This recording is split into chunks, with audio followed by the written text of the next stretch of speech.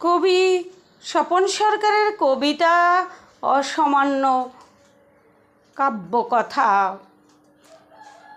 1971 ঐতিহাসিক রেসকোর্স মাঠে লক্ষ মানুষের উপস্থিতি, আর পথে ঘাটে অগণিত মুক্তিকামী অধীর আগ্রহে করেছিল অপেক্ষা বঙ্গবন্ধুর বজ্রকণ্ঠের কাঙ্ক্ষিত ভাষণের, যার মাঝে ছিল অনেক ত্যাগ তিতিক্ষা।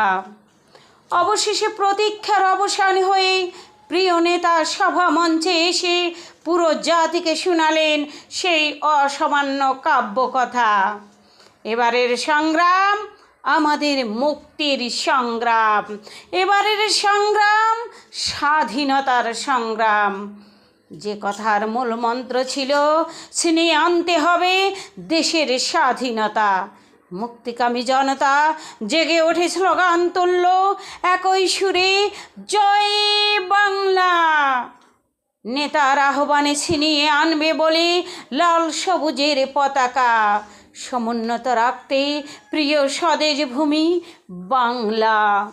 অবশেষে 9 মাসের রক্তক্ষয়ী যুদ্ধে ছিনিয়ে আনলো মুক্তিকামী জনতা প্রিয় স্বাধীনতা। বৃথা যেতে দেয়নি তারা প্রিয় নেতার ভাষণ স্বাধীনতা প্রাপ্তির পরে।